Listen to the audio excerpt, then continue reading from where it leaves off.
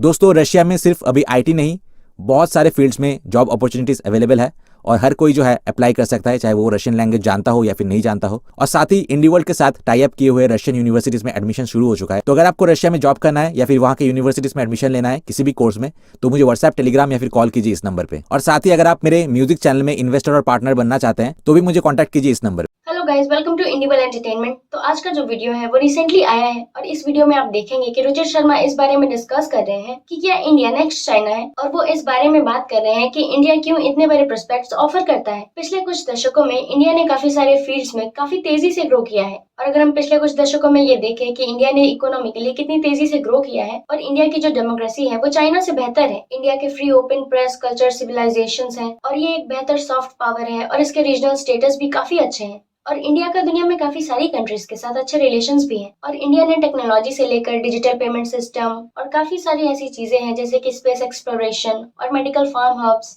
और इंडिया हर चीज में काफी तेजी से ग्रो कर रहा है और चाइना को कंपटीशन दे रहा है। और अगर इंडिया इसी तरह ग्रो करता रहा तो वो अगले कुछ दशकों में ग्रेट सुपर पावर बन जाएगा। कुछ लोग ये कहते हैं कि इंडिया नेक्स्ट चाइना है, 1 बिलियन से भी ज्यादा लोगों की कंट्री जिसमें लंबे समय के लिए पर ईयर 10% बढ़ने का पोटेंशियल है। वो आज नहीं तो कल एक दशक के अंदर ही चाइना को डेवलपमेंट के मामले में पीछे छोड़ देगा। और इंडिया 3 फंडामेंटल डायमेंशंस पर चाइना से बेहतर और अलग कंट्री है। और आप सभी ये जानते ही होंगे कि इंडिया ने पॉपुलेशन के मामले में चाइना को भी पीछे छोड़ दिया है, और वो दिन दूर नहीं है जब इंडिया चाइना को पीछे छोड़ देगा और एक ग्रेट सुपर पावर बन जाएगा। तो चलिए हम सभी ये वीडियो देखते हैं, और वीडियो देखने के बाद हम काफी सारे इंटरेस्टिंग कमेंट्स भी पढ़ेंगे।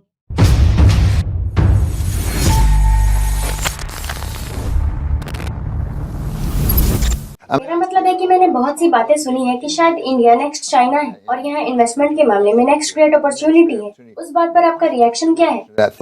डेविड, मुझे लगता है कि ये शायद फैक्ट की लेगेसी है कि मैंने लगभग 3 दशकों से इंडिया को कवर किया है और इंडिया के बारे में कंसिस्टेंट ऑब्जर्वेशन रहा है कि ये एक ऐसी कंट्री है जिसने हमेशा आशावादियों और निराशावादियों को निराश किया है। Disappointed the optimists and the pessimists.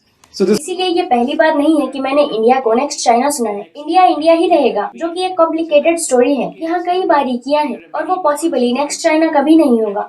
Possibly never be a next China. क्योंकि चाइना ने अपने 4 दशक लंबे इकोनॉमिक एक्सपेंशन में जो हासिल किया है, जहाँ ये लगभग 10% के हिस्से में बढ़ा है। Expansion where it grew at a pace of nearly 10%. मुझे लगता है कि ये कुछ ऐसा है जिसे हमने इतिहास में कभी नहीं देखा और हम फिर कभी नहीं देखेंगे, क्योंकि परिस्थितियों और लीडर्स के एक एक्स्ट्राऑर्डिनरी सेट ने चाइना को उस पोजीशन में ला दिया है जहां वो है। और जैसा कि आप जानते हैं कि चाइना पिछले कुछ सालों में अपनी कई पॉलिसीज को रिवर्स कर रहा है, जिससे कि भारत कंसर्न है। मुझे लगता है कि ये कई ग्रेट प्रोस्पेक्ट ऑफर करता है, Great prospects. लेकिन इस पर चाइना को प्रोजेक्ट करना ऐसी स्टोरी है जिसे मैंने पास्ट में देखा है, और अनफॉर्चुनेटली मुझे ऐसा लगता है कि जो लोग ऐसा सोचते हैं वो थोड़े निराश हो सकते हैं। Likely to be a bit disappointed. जैसा कि आपने काफी वाइसली सजेस्ट किया कि आप एक ही समय में 2 कंट्रीज को कंपेयर नहीं कर सकते हैं। क्या चाइना के अमेजिंग इकोनॉमिक प्रोग्रेस के रीजन का एक पैरेलल पार्ट है? क्या उन्होंने एक बहुत ही लो बेस से स्टार्ट किया? और क्या आपने एक्चुअल में मुझे वापस जाने और इंडिया के पर कैपिटल जीडीपी को देखने के लिए इंस्पायर किया? और ये चाइना के ऑपोजिट $2500 पर ईयर के आसपास है, जो कि उससे 5 गुना ज्यादा है। क्या ये ऑफर सच में हेल्प करता है? क्योंकि वहाँ काफी हेडरूम है और वो और ज्यादा ग्रो कर सकते हैं। हाँ, इसीलिए मुझे लगता है कि इंडिया अपने लो बेसिस के कारण दुनिया में सबसे फास्टेस्ट ग्रोइंग इकोनॉमीज में से एक बना रहेगा, और पिछले 3 या 4 दशकों से ये इतना ही रहा है। Its success has been overshadowed. और ये चाइना जो हासिल करने में सक्षम रहा है उसकी सफलता पर भारी रहा है। लेकिन अगर आप इंडिया के ग्रोथ को देखें तो ये ग्लोबल इकोनॉमी में लगभग 2.5 से 3 पॉइंट तक लगातार बढ़ रहा है। Faster than the global economy. ये लिंक रहा है। सिमिलर इनकम लेवल्स के दौरान चाइना का ग्रोथ रेट ग्लोबल इकोनॉमी के एवरेज से कई ज्यादा था। Similar income levels was India का एवरेज लगभग 2.5 से 3% पॉइंट रहा है, जो कि ग्लोबल इकोनॉमी में पास हुआ है। 1.5 to 3 percentage points faster than the global ये economy. लगातार ऐसा ही रहा है, और ऐसा कहने के लिए कुछ भी नहीं है कि ये बदलने वाला है। इसीलिए आप ये उम्मीद करते हैं कि ग्लोबल इकोनॉमी लगभग 2.5% की रेट से बढ़ेगी, जिसकी मुझे फोर्सेबल फ्यूचर में उम्मीद थी। Foreseeable future. Then मुझे लगता है कि इंडिया का ग्रोथ रेट 5 से 5.5% तक रहने की संभावना है। इससे ज्यादा कुछ भी इंडिया से बाहर उम्मीद करना बहुत एम्बिशियस है। too ambitious and something we have never seen. और कुछ ऐसा है जो हमने हिस्ट्री में इसके सबसे साहसिक सुधार में कभी नहीं देखा है, जो 1991 में स्टार्ट हुआ था। क्या गवर्नमेंट का रोल वास्तव में उसे मॉडिफाई कर सकता है? क्योंकि लंबे समय से ये माना जाता है कि इंडिया में सरकार का बहुत एक्टिव रोल रहा है। क्या मैं इसे इस इकोनॉमी में इस तरह रख सकता हूँ और जो वास्तव में पीछे नहीं हुआ है? क्या मोदी जी की सरकार में वास्तव में थोड़ा पीछे हटने का और इसे जाने देने का पोटेंशियल है? मेरा मतलब है कि हमने पिछले गर्मियों में फाइनेंशियल टाइम्स में एक फैसिनेटिंग लेख लिखा था 7th एनिवर्सरी को ये कहते हुए कि इंडिया में प्रॉब्लम ये है कि इसे इकोनॉमिक फ्रीडम मिलने से पहले पॉलिटिकल फ्रीडम मिल गई है। क्या हम इकोनॉमिक फ्रीडम की ओर बढ़ रहे हैं?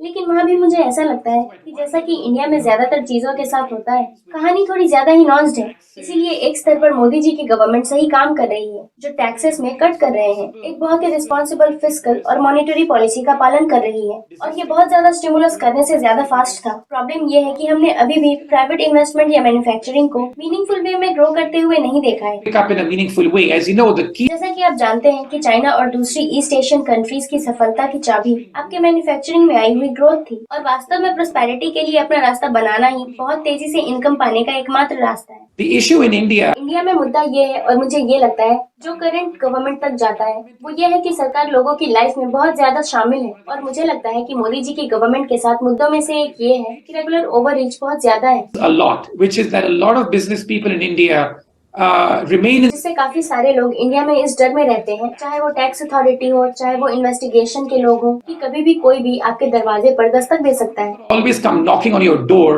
and often it is for और अक्सर ये बदले की भावना या जबरदस्ती वसूली के कारणों से होता है, और मुझे यकीन है कि ये अभी भी इंडिया में बहुत प्रोग्रेसिव होगा, और इनफैक्ट पिछले कुछ सालों में ये धारणा और भी बिगड़ गई होगी। aggravated in the last few years that this perception was created ये परसेप्शन बनाया गया था कि काफी सारे इंडियन बिजनेसेस क्रॉक्स हैं और उन पर लगाम लगाने की जरूरत है, और इसमें से कुछ पर्सनल पॉलिटिकल वेंडेटा थे। इसीलिए मुझे ये लगता है कि ये भारत में सबसे बड़े मुद्दों में से एक है कि सरकार एक तरफ ज्यादा प्राइवेट इन्वेस्टमेंट को इनकरेज करने की कोशिश करता है ताकि थोड़ी और स्कीम्स आ सके, और मदद के लिए और भी इंसेंटिव स्कीम्स आ सके। ये वो प्लान्स है जो वो लोग कहते हैं, मेरा यहाँ कोई और मतलब नहीं है।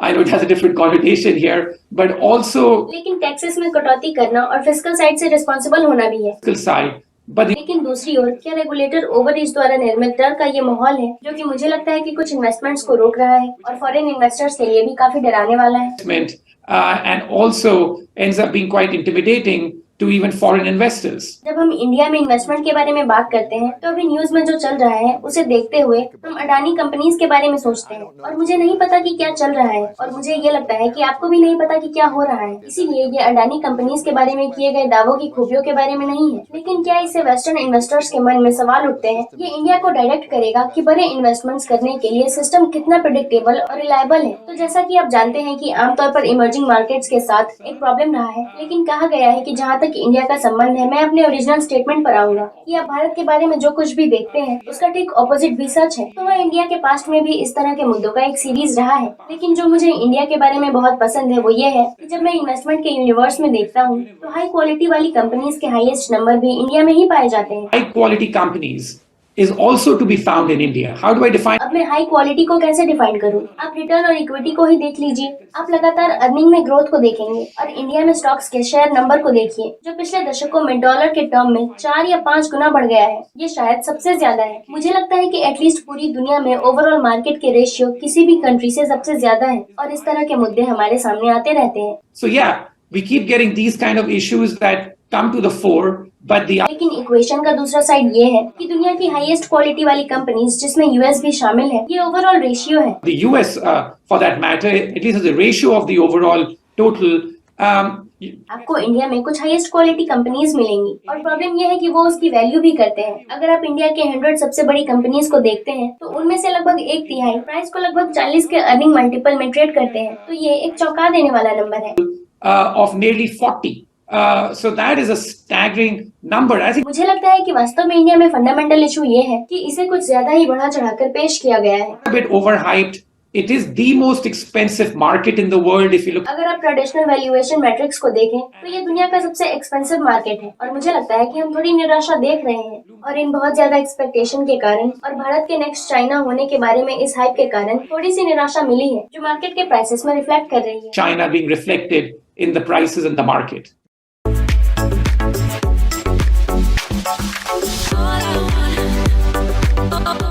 ये Marshi81 ने कमेंट किया है, चाइना की तुलना में इंडिया एज अ सोसाइटी बहुत कॉम्प्लिकेटेड है। साथ ही हमारे यहाँ डेमोक्रेसी है, न कि चाइना की तरह कम्युनिज्म या तानाशाही। तो बस चुप रहो और अपने आर्ग्यूमेंट्स अपने पास रखो। चाइना का ग्रोथ इसलिए हुआ क्योंकि वो एक कम्युनिस्ट और तानाशाही वाली कंट्री है, लेकिन इंडिया चाइना की तरह बिल्कुल भी नहीं है। इंडिया में हर चीज को एक डेमोक्रेटिक प्रोसेस से गुजरना पड़ता है, जिसमें टाइम लगता है, और इंडिया हमेशा अपने लोगों को हर इंटरेस्ट से आगे रखता है। अगला कमेंट है ज्वेल पेरिस का। ये कहते हैं कि कोई भी चाइना का रियल ग्रोथ रेट नहीं जानता है, वो हमेशा डेटा छुपाते हैं या फेक डेटा प्रोवाइड करते हैं। अगला कमेंट है द हेवन गार्डन का। ये कहते हैं कि सिर्फ इंडिया का ग्रोथ एनालिसिस करो, दूसरे टॉपिक्स मत लाओ। वेस्टर्न मीडिया को इंडिया की बुराई किए बिना या इंडिया के बारे में कुछ नेगेटिव बोले बिना नींद ही नहीं आती। IMF इंडिया को ब्राइट स्पॉट कहता है। क्या इंडिया जैसी UPI सिस्टम उनके पास है? जब हम वर्ल्ड इकोनॉमी में नंबर 10 पर थे तब भी यही एनालिसिस था। आज हम ब्रिटिश को पीछे छोड़कर 5वें नंबर पर हैं, तो भी सेम एनालिसिस कर रहे हैं। लगता है जब हम वर्ल्ड में 3rd नंबर पर होंगे तब भी ये लोग यही कहेंगे।